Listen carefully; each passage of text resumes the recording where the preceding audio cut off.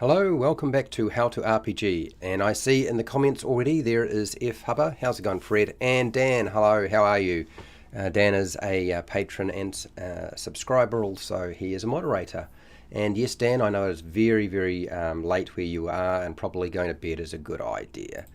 You can always rewatch this later on, not a problem. So I'm going to be doing a review of Advanced Dungeons & Dragons, First Ed Edition, the Dungeon Master Guide. Call blimey, what a book. Anyway, I'm going to put up a poll while I'm going through this. I'm going to flip through the entire book so you can see everything as I talk.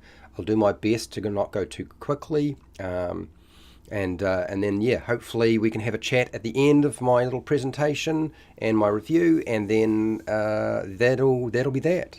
So I'll put up a poll, let you answer the poll. And that should just about be doing its thing. It's not going in. Why is it not going in? Oh.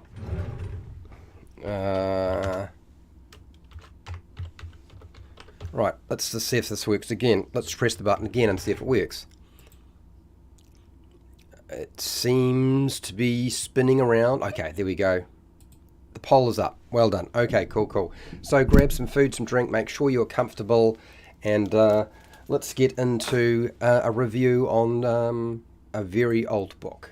This has been around a while, and I'm looking forward to going over it. I have to say it is also kind of a little bit terrifying because there's a lot in this thing. There really is. There's a lot of material. Anyway, let's get started, shall we? I think that's that screen there, and he says, traveling mat, no, something like that, update, get it going, make it work. All right, okay, cool, we're all good. I've got all the bits and pieces in place. Sweet.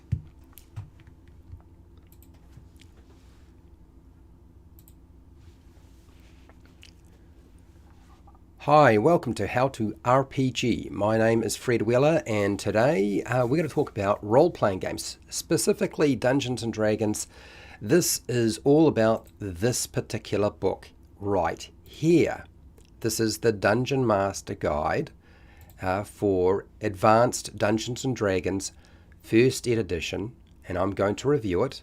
Now, this book was sent to me by a patron and subscriber of the channel called Nacho Man. So he kindly sent this to me. It's a very serious Game Master instructional manual. You'll get my honest opinion on the Dungeon Master Guide for Advanced Dungeons & Dragons First Ed Edition with the pros and cons that I think exist within the book. It is an old book, so I will have to turn the pages very slowly and carefully.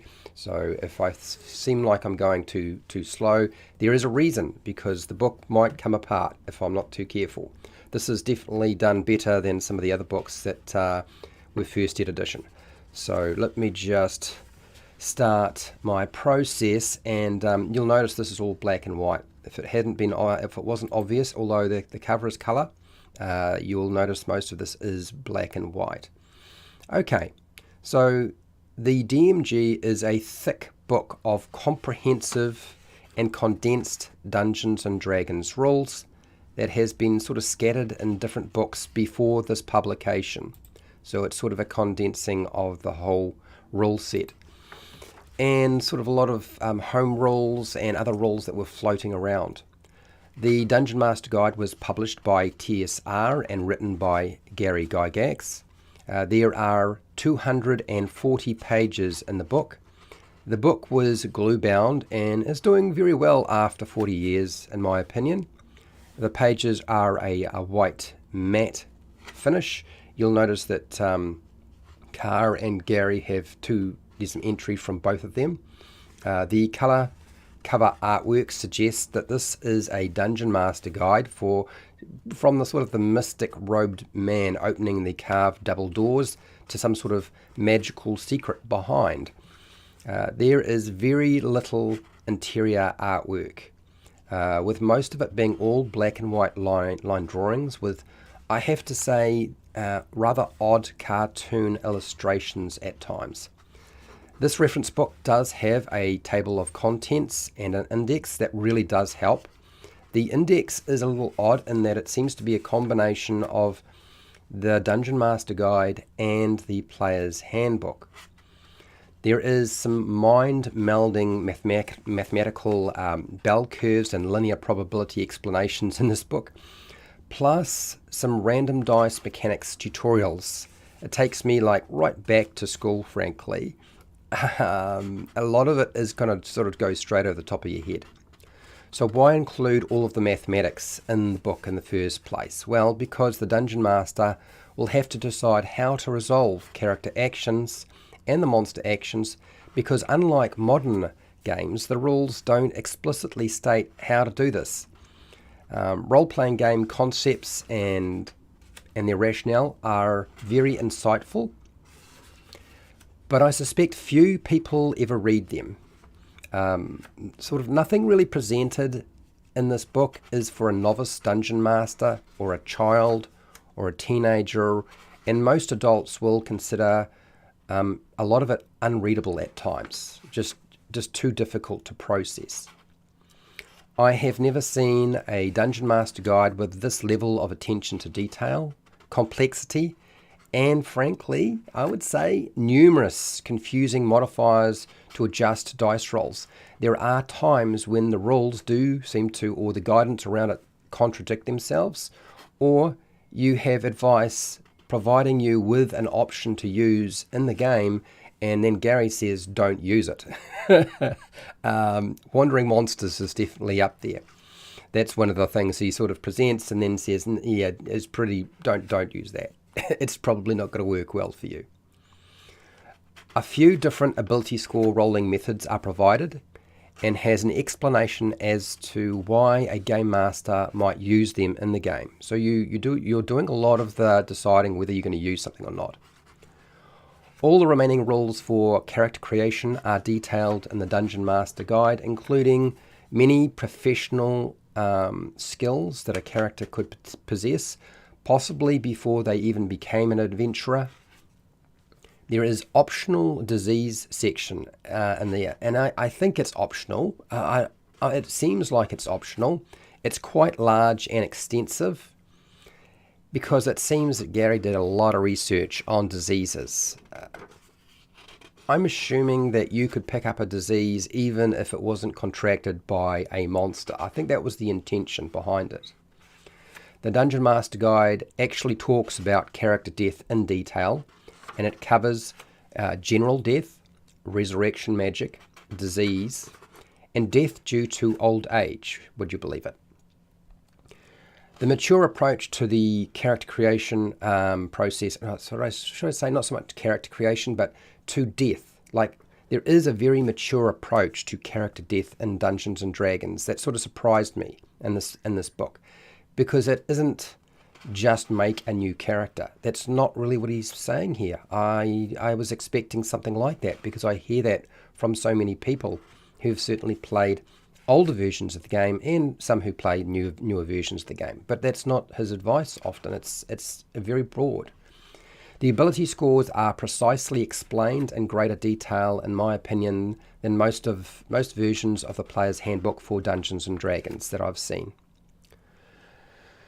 The playable races include generic folklore, while having the expected lifespans with bonuses and penalties dependent on the stage in the race's life, which seems unnecessary at first unless death by aging is likely to come up, which it does. There is extensive character class information for Dungeon Masters to adjudicate and guidance for them, and this is around followers at higher levels, the Paladin's Warhorse, which is not a spell, spying if you need to go do some spying, picking pockets if you've got a fast hand, opening locks or picking locks, dealing with traps, and that is detecting them and disabling them, stealth, so moving around silently, and perception and the various aspects of perception, climbing, and setting traps, and using poison. Male and female characters are treated differently with regard to the benefits, penalties, and restrictions that they might have in the game. something that would be frowned on today from social media platforms or people on social media. I can't imagine you could put this into a book nowadays without somebody losing their nut. Lycanthrope characters have a lot of discussion on why not to allow them at the game table or nerf the snot out of them, but it also includes an extremely involved process for the game master to consider when using a lycanthrope or allowing a lycanthrope character in the game in the first place.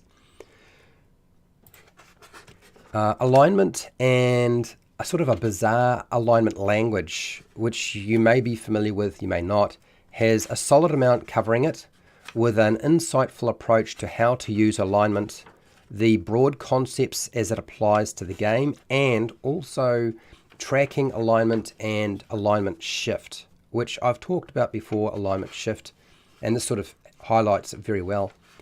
Taxation, henchmen, and stronghold expenses for player characters is so in depth that it might be overkill. Until you realize it's for experienced players, not experienced dungeon masters, but it's for experienced dungeon masters and players, and it's for high level play. The customization, research, and construction of magic items, potions, and scrolls looks so mind-boggling difficult. It's so difficult to understand. I could not understand it. It certainly got plenty of information on it, but I couldn't make head or tails half the time. The campaign guidance is in depth with the reason for the placement of treasure, monsters, and magic items. So it's not just about the where you would put them, but the reason for placing them where you would place them. And I think that's good to have something like that. We don't think we really see that so much nowadays.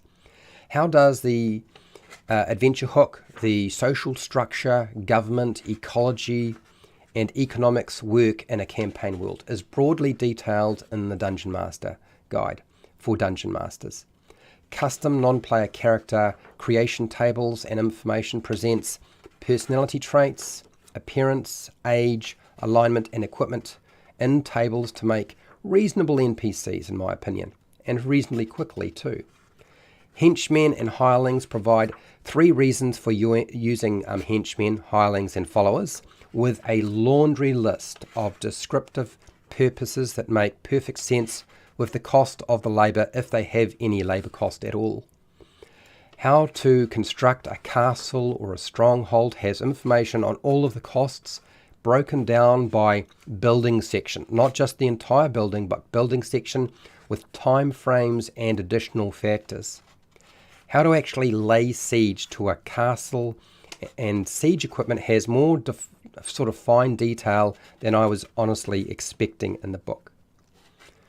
Experience points are awarded based on killing monsters, outwitting monsters, dealing with traps, treasure collection or treasure collecting, assassination for those who are being assassins, and a very complicated approach to determining experience point value. I tried to follow it. It was very difficult. The book is dominated by magic items, spell descriptions that are very familiar. I've seen many of these spells before that have certainly been duplicated in newer versions, but also includes the limits of these items and spells. It looks like there's a little section there that covers a lot of things that Gary was asked over time. The section on combat rules is dizzying in its complexity, but still open to interpretation by the game master. There is actually advice on managing problem players for the Dungeon Master. Unfortunately, it's very limited. The organisation of the book's material is chaotic at times, but I have no idea how you would manage to arrange it anyway.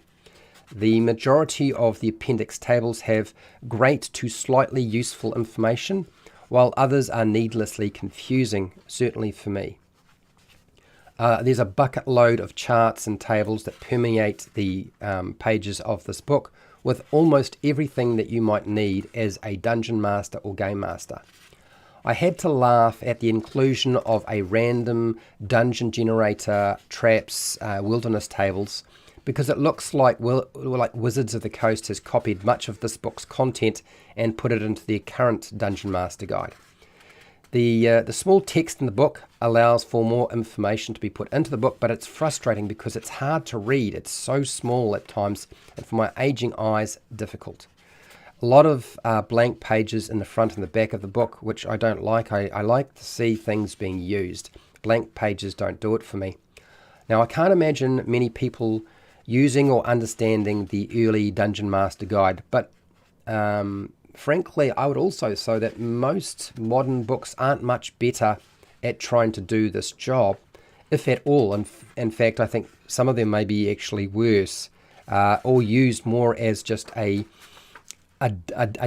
something to lift the monitor on your computer up, or as just space to fill up on a bookshelf. For an experienced dungeon master or game master, this book answers most of the questions you might have about preparing and running adventures in a role-playing game. And I'm quite surprised just how well the book has survived over time. So my last and passing comments on this book and the contents of this, okay? Gary Gygax's comments, if taken word for word, okay, paint him as a wise, experienced dungeon master that expresses viewpoints that are considered old and new, I've found. There is a lot of things that Gary says in here that I was not expecting. There's sorts of things that a lot of people say now and consider to be something that would supersede what was said in the past. So I don't know what they were superseding in the past because it was already being said. But he also comes off as a contradicting lunatic with egotistical authoritarian issues, or a joker who's just poking fun at you. There is so much information included in the book that any generation of playing Dungeons and Dragons will benefit from this, in my opinion. Much of the information in here has been lost to newer publications, and that's a shame. And I have to say a big thank you to Nacho Man for sending me this book, because without him, I would not have been able to do this. And a big, huge thank you to you. So I'm hoping this was useful to you and you found it helpful. And if you did, great. A big thank you again to Nacho Man, who sent me the book, and also all my patrons. And for watching the video, thank you for watching. And hey, till next time, keep rolling those 20s.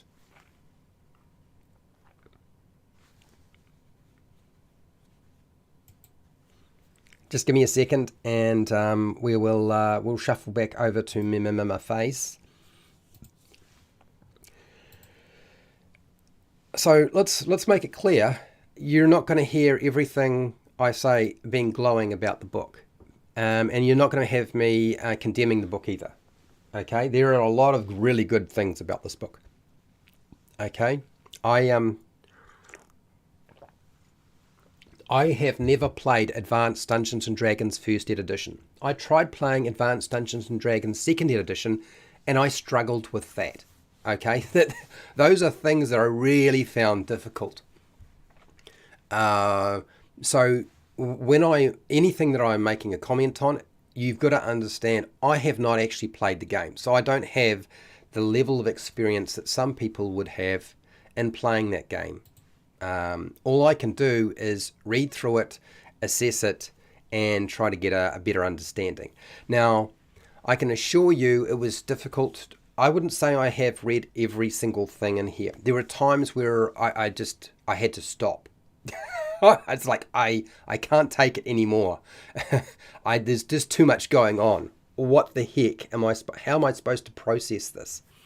And there are other times I'm like, hang on, Gary's saying this, and this is the same sort of stuff that I see people who are newer to the game, who've never read this book. It's clear they've never read this book before. And they're saying this stuff and saying that this is the sort of thing that was being spouted in the past. And you know that there's a disconnect somewhere along the line because they haven't done their research. So, yeah, very, very interesting. And I have to say, I would very much like to compare it with the current advanced, the current Dungeon Master Guide with the Advanced Dungeon Master Guide or Advanced Dungeons and Dragons Dungeon Master Guide for First Ed Edition. Comparing 5e and the First Ed Edition, I really want to see what's going on there, because there's something odd. I feel like maybe Chris Perkins and Jeremy and Mike Mills may have taken that book and just sort of like, how can we just take that book and turn it into this book and tidy it up so it's a little bit easier to understand? Because core blimey, that's that's where I get the impression. I really do. So yeah, in the back of the book sort of made me laugh a lot. So let's have a look at the poll in the chat, and then I can't spend too much time. I have a Dungeon Master, or should I say a Game Master roundtable today, and probably I should put the link for that up today. It's in my community tab anyway. I made sure to put it there, but I will grab a link to it. Where is it? It's on Wally, so we're going to be on Wally DM's channel. Let me just do this now before I forget, because I know I will, and then I'll probably do it like at the very end of the stream, and it'll be way too late for anybody to come in. So you're going to have a bunch of people that you're probably very familiar with by now, like me. You'll have to put up with me, and you'll also have Dungeon Class. AJ Pickett will be there. Wally DM, of course, because it's his channel. It's going to be live streamed on. And you have the OKS DM as well. Anyway, so there's the link to what we've been doing. In about 2.5 hours, I believe, 2.5 hours, we'll be live again. Okay. So the poll says, have you read the Dungeon Master Guide for Advanced Dungeons and Dragons First Ed Edition? Yes. Just changed. 44%. No, 50%. Okay, not sure. 0%. I'm glad you know the difference between the different the book versions. Okay, just watching. 5%. Okay, cool. 19 votes. Right, we'll leave that for now. Robert Moore. Hello. How are you doing, Robert? How is everything working for you today? Hopefully it's going well. If you're wondering what the heck I'm doing, I am stalling you just for a second, because I have this nasty tendency of not remembering every single person on my Patreon. And if I see them jump into a live chat, I'm trying to figure out if that's a patron or not. Yeah, that's how I roll. So I'm just checking. Hello all, thumbs up. Well, I'm glad you like the idea of thumbs up. Wally DM has a YouTube channel, and I'll be chatting with Wally very shortly in a few hours, as I said. You voted yes. That is, you read it, but that was 35 years ago, and I'm sure I didn't read the entire thing, only what I needed. Laugh. Yeah, it's hard to read some of this. It really is. By the way, Fred, in one of our DM roundtables, Mr. Welsh mentioned the parasitic infection chart table on page 14 to 15. Yes, he did. I remember. I came across it. I only remember because I was editing it 2 days ago. I remember it because I have... So, Wally, I know you always get a little bit concerned about live streaming and leaving the live streams up, so I rewatch them constantly. Okay. I don't know if YouTube counts me rewatching it all the watch time like everybody else, but I watch them from the beginning to the end, and then I just start again. Okay, what do you got? Hello, here we go. Here's Nacho Man, who is the guy.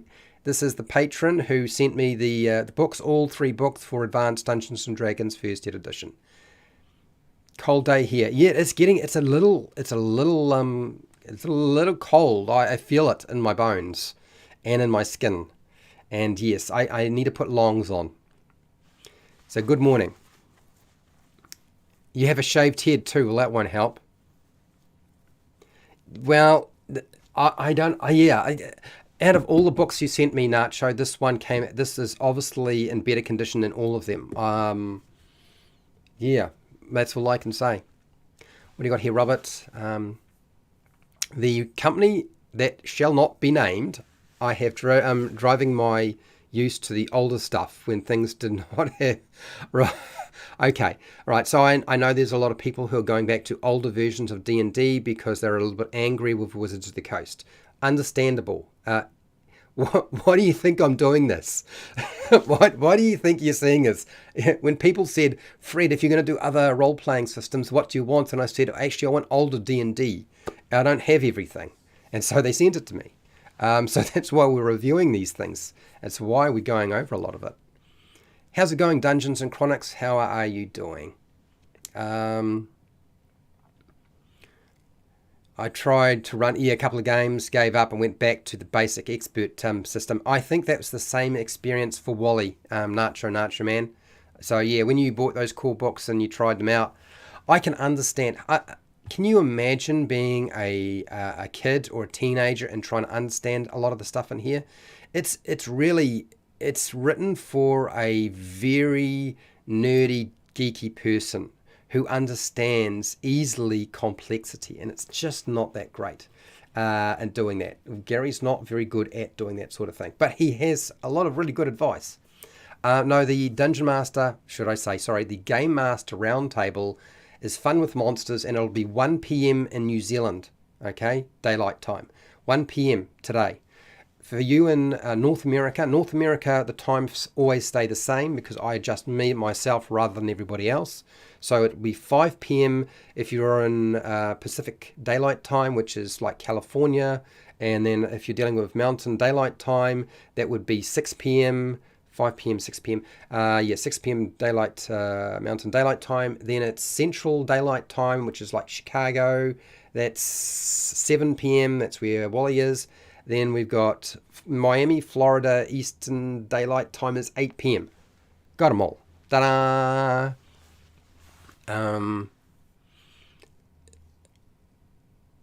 If something is left out, I always borrow from older editions. So I built my entire channel on presenting people ideas and solutions for Dungeons and Dragons 5e. And let me just bear with. I'm not going away that far. Let me grab something.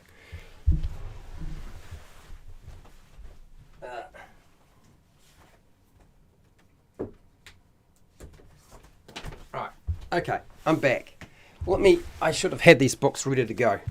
If I'd been thinking about it, and I was thinking about it before, but I was actually really nervous about doing a review on this book. For those of you who play 5e, right? This book here, right, doesn't have all the answers. So you sort of think, okay, well, I'll look in this book. But it doesn't have all the answers either. Because it does leave a lot to the Game Master or Dungeon Master to figure out. And as a result of doing that, there's a problem. Because a lot of them are new. So they don't know any of this stuff. And they don't have the resources. They don't have the books, the older books to be able to draw from. And so they don't know how to solve these problems. So something like this, and I've used 4E Dungeon Master guides. I've used basic and original. I've gone and looked at PDFs on them to find solutions when I needed them. And they're in here quite often. So I'm in the section on castles and sieging, and there's a lot of different things, but that certainly stands out. Henchmen, hirelings, followers, all this stuff. I take this, when this doesn't answer it, I use older books to present them as 5e concepts. You see a lot of videos that are built off the older books to fill in the gaps that this doesn't give you. I do that quite deliberately, and people think it's like Fred being super clever or whatever, or maybe they don't. Do you know what I mean? So that's what I do on this channel. This is what I've done a lot. Now I'm not doing that so much now. What I'm doing is trying to be a bit more broad. So I'm looking at a lot of the other stuff, not just D&D. But today's all about D&D, just older D&D, really. What do you got here, Nacho Man? I recently read Gary's review of the original Conan movie. He hated it. And I think the reason he hated the original Conan movie is it probably doesn't have that really dim dark.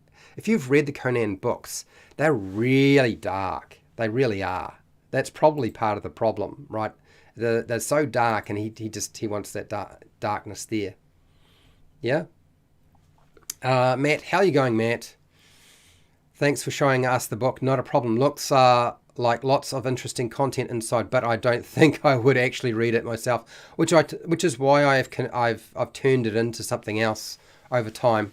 Do you know what I mean? I've taken the older stuff and I've sort of made it work for your current game system.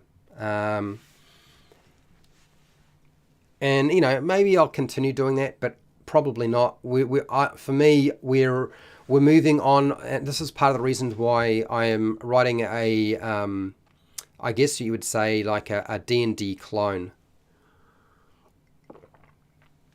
Let's get real. I have been writing a D&D clone.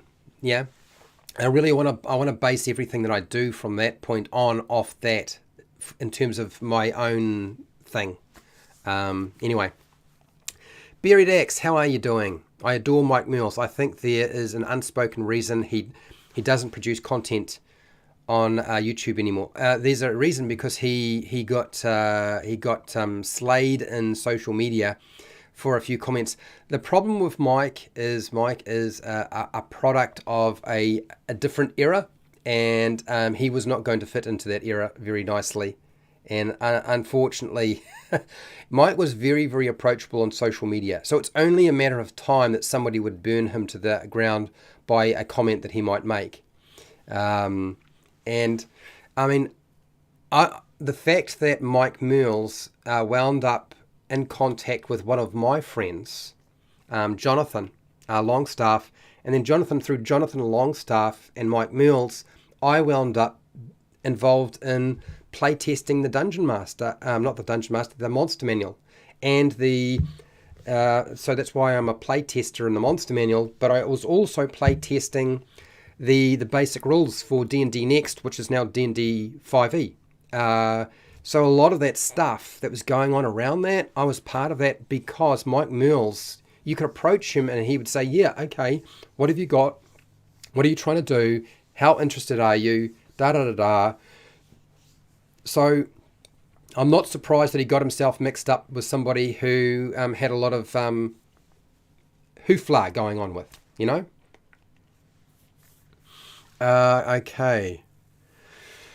So what I want to do with the rest of the time, since I'm pretty much at the bottom of the chat, is I want to kind of point out there's a couple of things in here that look so similar to the original Advanced Dungeons & Dragons Dungeon Master Guide and the new one. Like, I've seen a few people who do this already, but I was like, hang on, that looks like they've taken this and gone another step further. What do you got here? Hello, Pale Rider, how are you doing? AD&D DM's Guide has just about everything, even different poisons. I know. I don't know what did he do? Did he go through and just research every single poison that existed?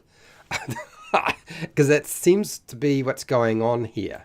Certainly at times it seems that way. Anyway, let's go back to this screen. And I'll get this book here as well. So you know that I'm trying to do a comparison. I'm going to get rid of my hat because actually I'm starting to overheat again.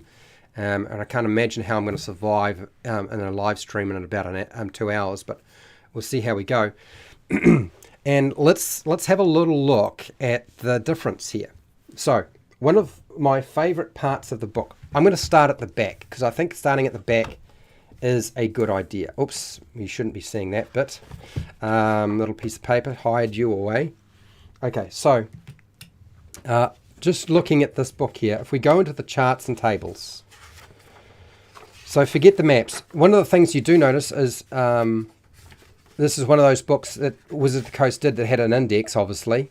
Inspirational reading. There is an inspirational reading section in this book as well. In the back of first ed edition, at the back there, I believe there's inspirational reading. Now, which appendix is it? Can I find it fast enough? I'm probably not going to be able to. It'll probably be too hard for me to pick fast. Was it?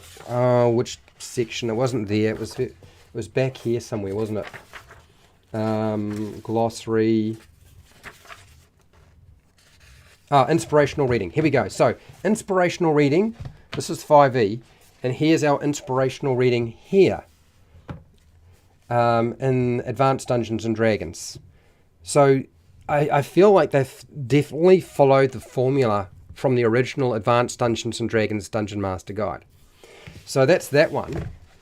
And then if we scroll, we turn the pages. Not a lot of maps in this the old one, but there are maps here. I feel like a Dungeon Master Guide should have a lot more maps and in the right places. These are all at the back. They don't sort of relate to what they're talking about. So now we have challenge rating monsters. So we basically have the monster lists, okay?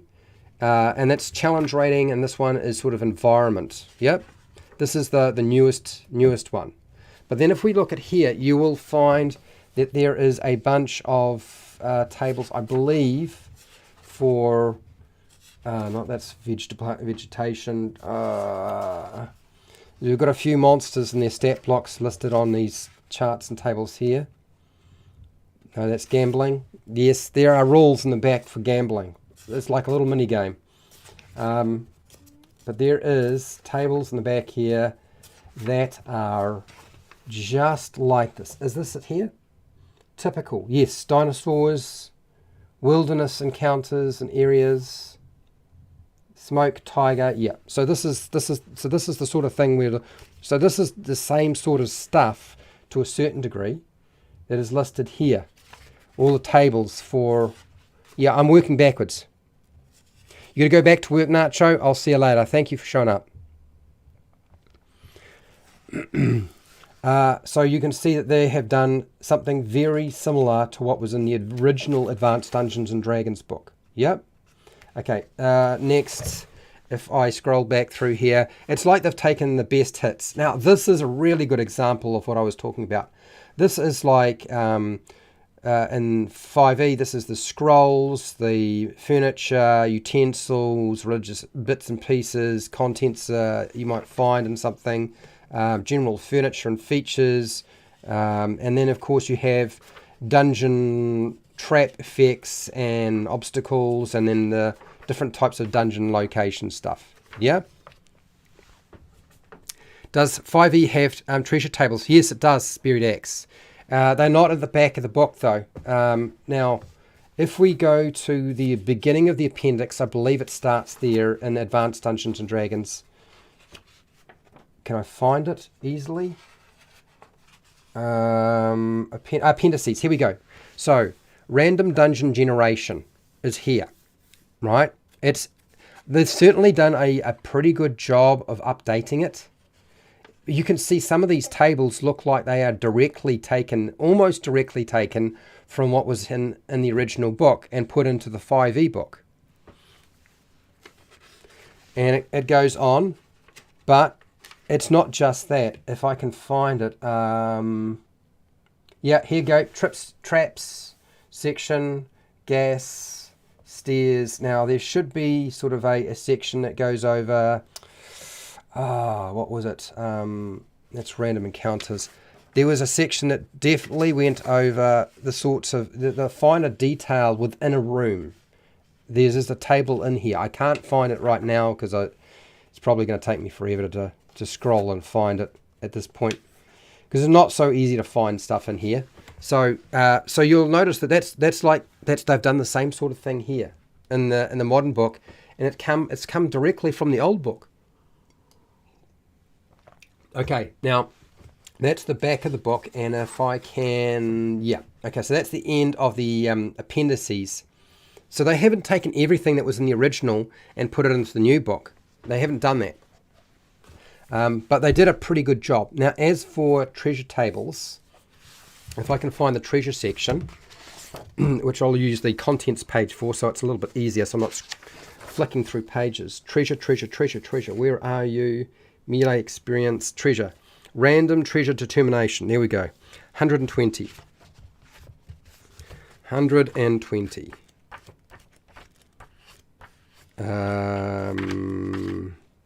Because this is a very good example of the same sort of thing. And I didn't really go into the level of detail that they... I guess I didn't go into a huge amount of detail as to exactly what was in there. But what I'll do is I'll just move this over a bit. So this is Advanced Dungeons and Dragons, first edition. And these are the tables for magic items. Scrolls, potions, but what was probably the thing that stood out for me the most was, now this is rods, staffs, bonds, okay, fables, what was this? No, that's something else. That's still magic item stuff. Where's that table that I was looking at that I spotted? When you start creating your own stuff, this is weapons, and there should be, hopefully it's in the same section. I'm hoping it is. It probably isn't. It's probably in the back of the book. That'd be my guess. But there's a section that just discusses like giving magic items benefits or penalties or quirks or things like that in here. Here we go. This is it. This is Advanced Dungeons and Dragons, right? So this is minor benign powers, and they give you a list of different ideas around this. Major benign powers, minor malevolent effects. So these are quite large tables that go over what sort of they might, so if you want to make your own magic item, you can with Advanced Dungeons and Dragons first edition. This is all this stuff here. So that whole page section there, if we go and look in the new version of the game, you'll notice that there's essentially exactly the same thing going on. And if I can find the treasure section, I believe it's the beginning of the treasure section that they've done this. Let's see. Yeah, here we go. Now, they've scattered it. There's another set of tables somewhere else. These tables are not as large or as big, but a lot of the information that was in the AD&D is in this book here, right? You've got a lot of stuff going on here. They've done something very similar. Do you know what I mean? And I'm sure they did something with Advanced Dungeons and Dragons 2nd edition as well, but I don't think it was a very extensive table. What do you got here, Fred? So this and this. So there's so many similarities to what's going on here. Yeah, not quite as good as AD&D or 2E tables. I agree. I think they're not quite as good. But I think what I do like is a lot of the stuff in here, even though there's a lot less, they've made them a little bit more self-explanatory. They've explained them a bit rather than just saying, you can give a magic item this magic spell effect. I don't like that sort of thing. I think that's a shortcut, saves space, but it's I don't like it. I think it sort of sucks. Now that's not the only thing in here that I noticed that was included in the modern book. So there's also, if I can find it, that'll be the fun bit, right? NPCs. So if we're looking for NPCs and creating NPCs, will I be able to find this easily? That's the question. NPCs. NPC creation, attack. God, the combat section is huge. Oh, here we go. NPCs characters. This is page 100. So this is Advanced Dungeons and Dragons.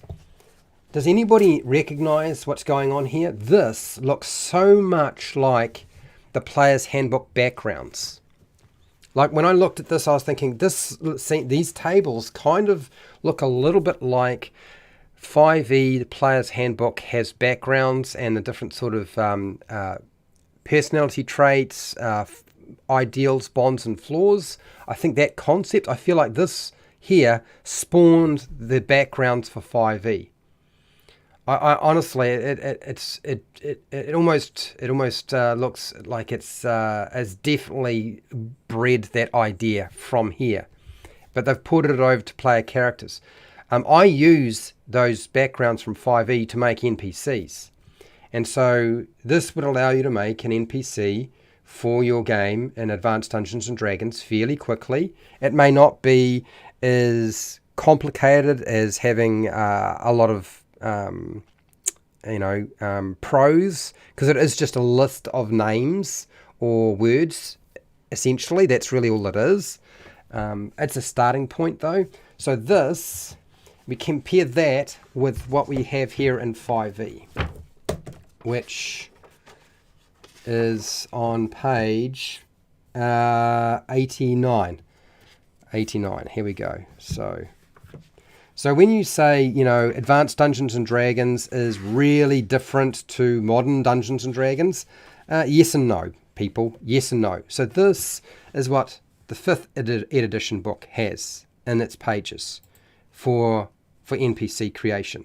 Appearance, does anybody recognize what's going on here? Okay, we've got a section that says appearance.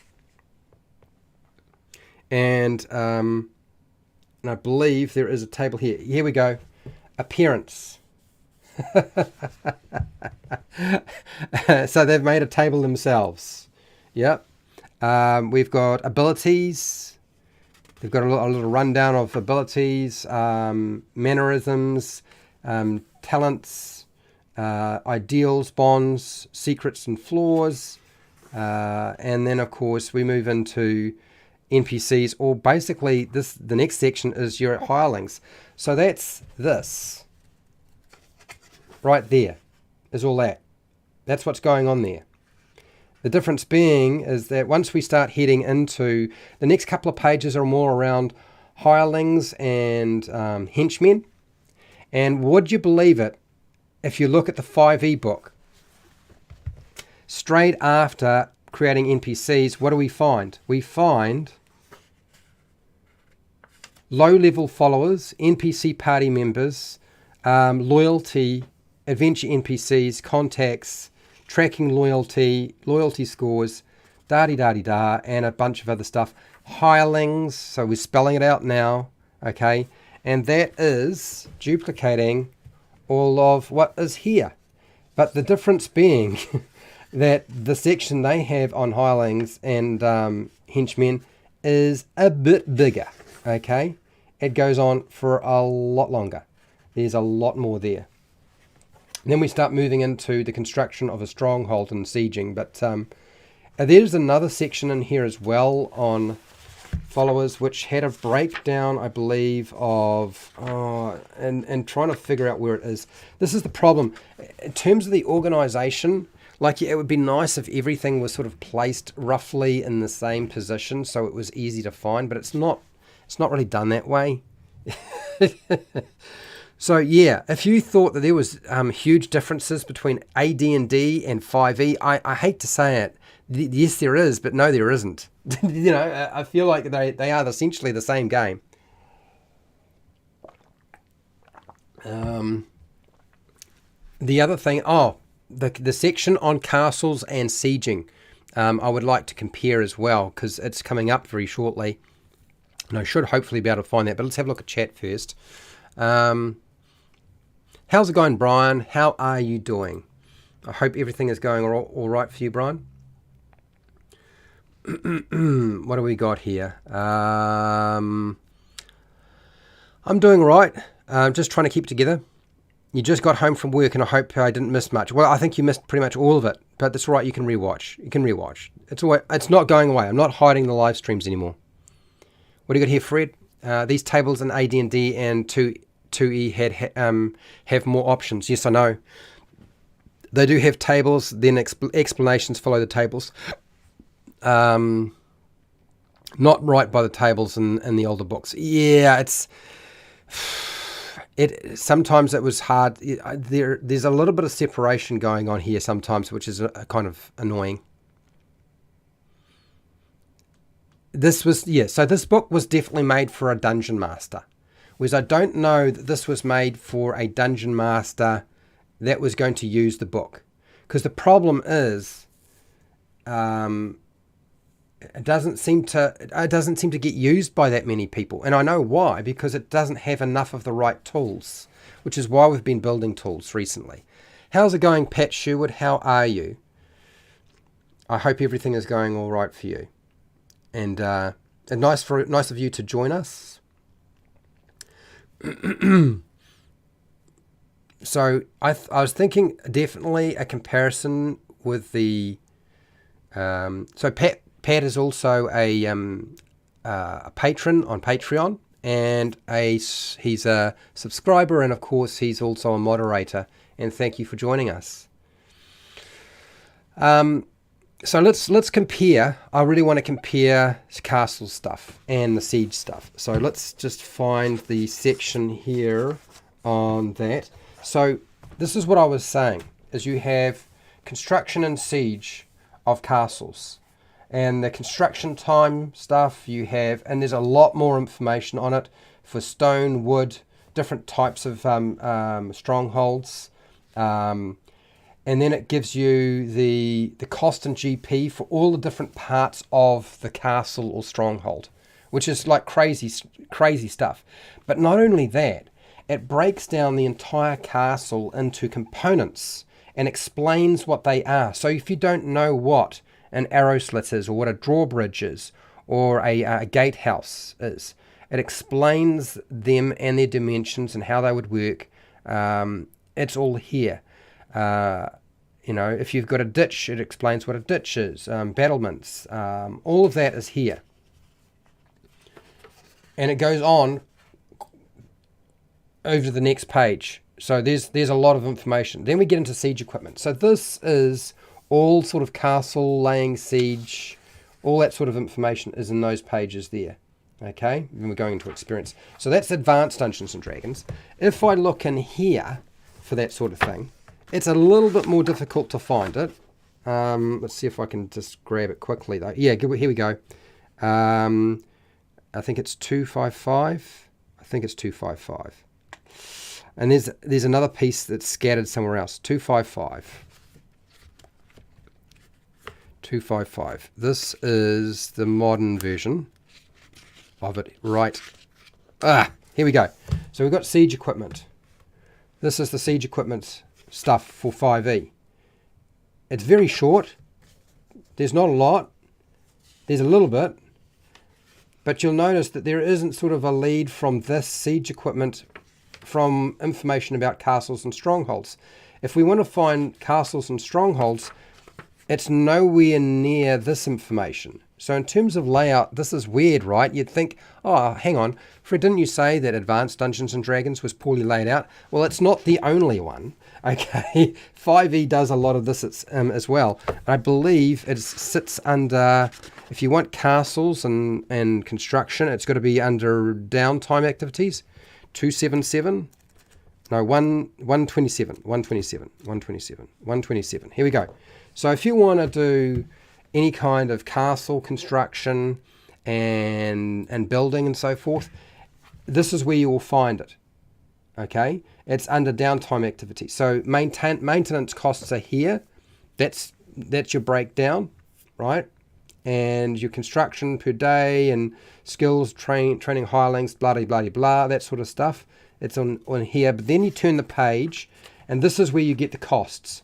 And instead of giving you a breakdown individually, you just get, this is the total cost and the days it takes to build something.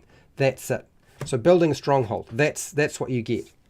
Now, I actually think this is a smart idea. If they'd taken this idea here from 5e and we had the more involved breakdown from Advanced Dungeons and Dragons, now we're talking. That's really, that would be so useful, because it means that those game masters who wanted to have an easy, quick fix for having a stronghold or a castle or a home base for their player characters could do so. And somebody who wanted to build their own castle bit by bit could do that as well, who wants that level of control. But anyway, that's what I'm pointing out. I feel like a combination of the two would have worked really nicely.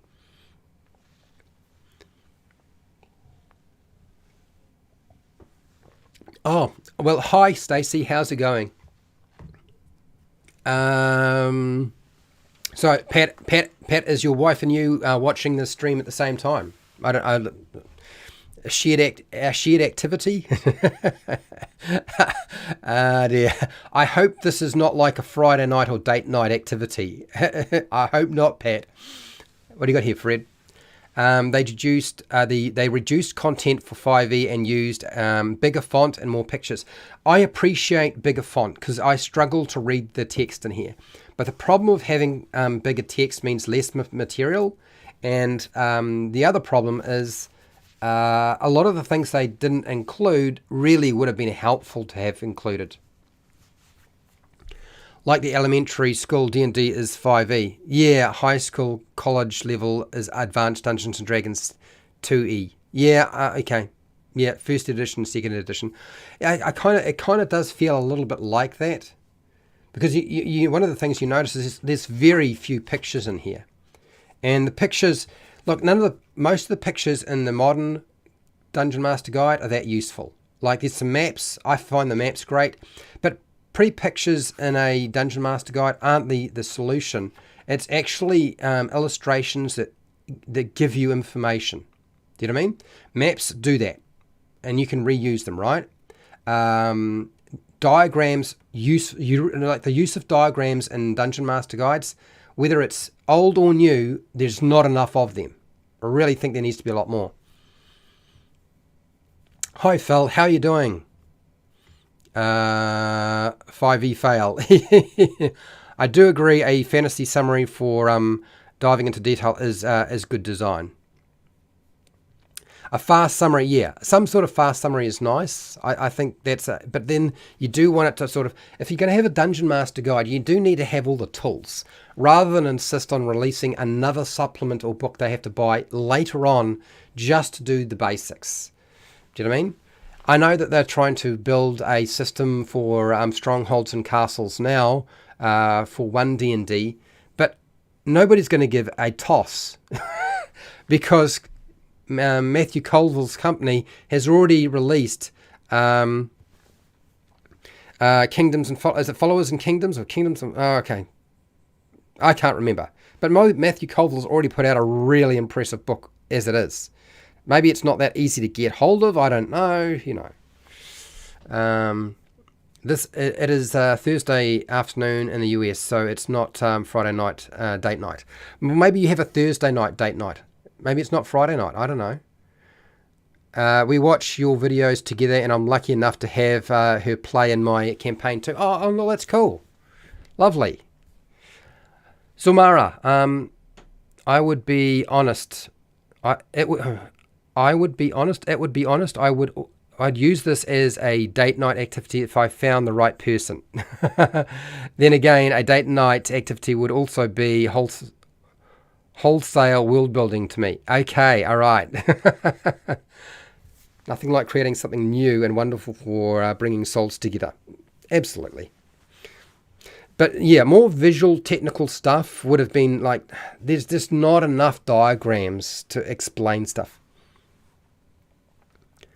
And yes, Phil, I believe that 6C will probably just use a 1D&D and the edition to bring all the ones together, like Sauron, is going to probably just use the acquisition incorporated business mechanics. And it sucks. I don't like it. Oh, Strongholds and Follows. Thank you. Strongholds and Follows, Fred. That's the one. Kingdoms and Warfare. Yeah, Strongholds and Followers, Kingdoms and Warfare. I mean, Matthew Colville's already released those books, and I just don't think that they won't be able to do anything better than what Colville's done. I just don't see it. I hate to see him say, I don't think the design team is incapable of making good stuff. I just don't think that people allow them to make stuff, give them enough control to be able to make it work the way they need to make it work. Because they get told there's a page count restriction. You can only make a book with this many pages, and there's got to be so many pieces of artwork, pretty artwork, to excite people in the book as well.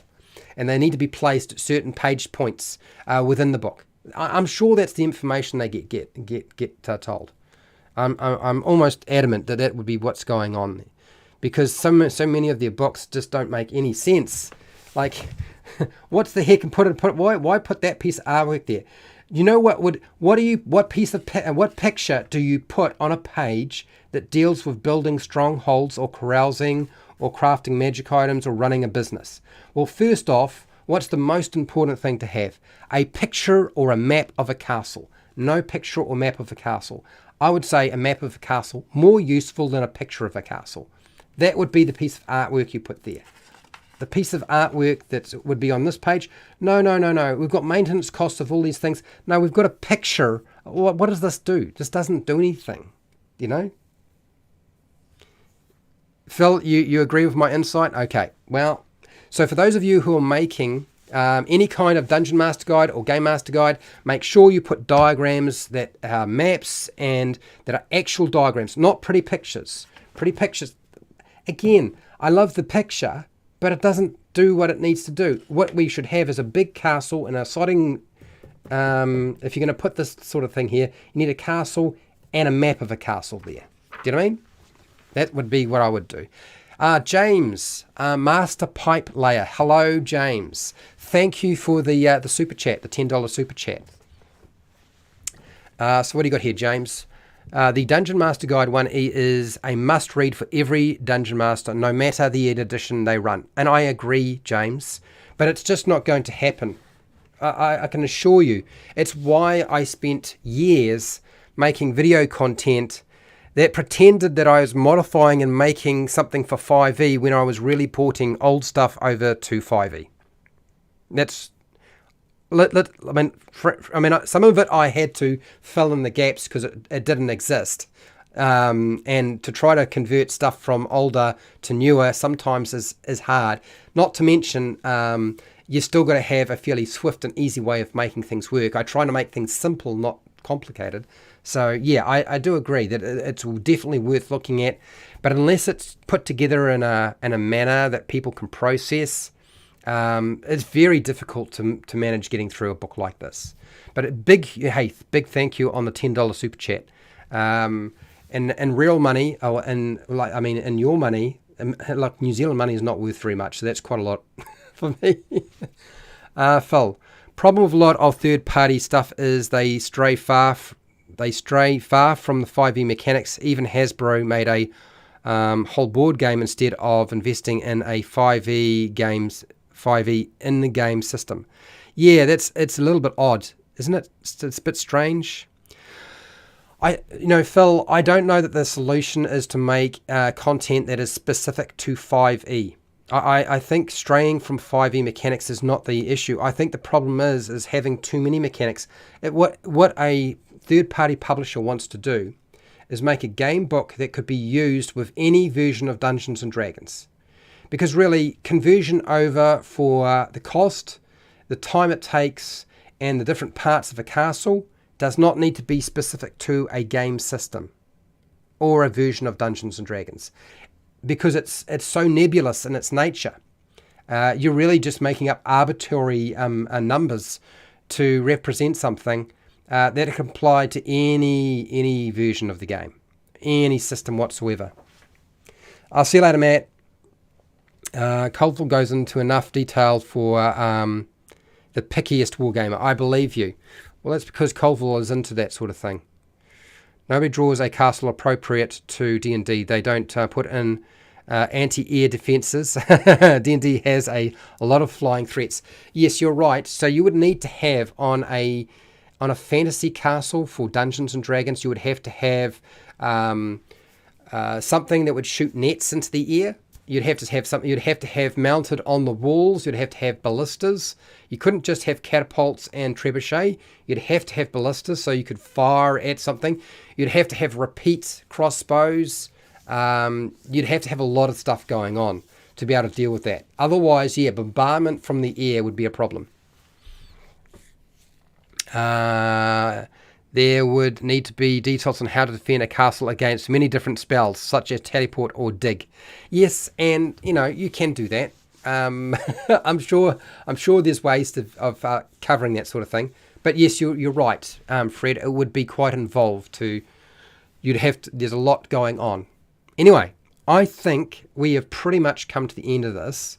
There is a lot more that I see duplicated in both books.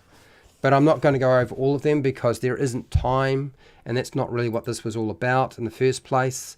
What I really wanted to do is I wanted to show it off, let you see what was going on, give you an idea of what is happening next week. I'm going to go back and continue working my way through as I build my D&D clone or retro clone, or I mean, I don't know. At this point, it feels like it's a clone of the modern game and a retro clone, and I've been told that's impossible. So I don't know what to say, people. I'm just going to do what I think is going to work. Also, too, in about 2 weeks, I will go through and we'll start looking at Advanced Dungeons and Dragons 2nd Ed Edition. So I'm going to start going through the books for 2nd Ed Edition because I have them.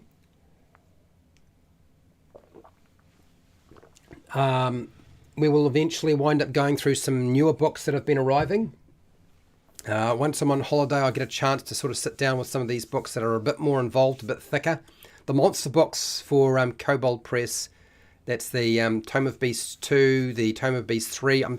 I'm still trying to get New Zealand Post to send the Tome of Beasts 3 to me, and they didn't deliver it. They decided I didn't exist, and then of course the book depository had to send me an email and saying they won't deliver it, Fred. We need your address again because we're going to try to get them to deliver it again. And I'm like, oh good lord, this is ridiculous. So so we're going to be going over AD&D 2nd Ed Edition books. I'm going to be going over 3.5, the Player's Handbook. I'll be doing a lot of 4E D&D, which I know is not super popular. That will be coming up sometime this year. We'll be doing Dark Heresy, and I suspect Dark Heresy will show its face fairly shortly. We'll see how that goes. It's a huge book. You're going to see a lot of Star Wars Saga, the role-playing game. I also have a lot of the Star Wars RPG D20 system, which is before Saga. So the book depository's been all right, Osric usually, but New Zealand Post only operates 3 days a week, and they are stupid as hell. You know what I mean? If the book makes it to me in one piece, I'll be amazed. And I can assure you that book is really expensive. I think it's worth it because their books are just better than what is being made by Wizards. But trying to get hold of it, really difficult. I'm still waiting on Pathfinder 2nd Ed Edition to arrive. We're hope it was supposed to arrive yesterday, apparently, either yesterday or today. But who knows what will happen with Pathfinder? I don't know what to say about it. Good night all and day, wherever you are. Yes, I better get out of here because I'm going to be back very shortly and do this all over again. So I'm gonna truck on off and leave you to it, people. So huge thank you to Nacho Man for providing me with the Dungeon Master Guide, and all the patrons, and thank you everybody for watching, whether you took part in the polls or whether you just commented in the chat or just watched or listened or any of that sort of stuff. Hey, thank you for doing so. So wherever you are in the world, whether it be the morning, the afternoon, the night, or the wee early morning, you know what it is. You know what I'm going to say. Look after yourself, your family, and your friends. If you got neighbours, be nice to them. And hey, till next time, keep rolling those 20s.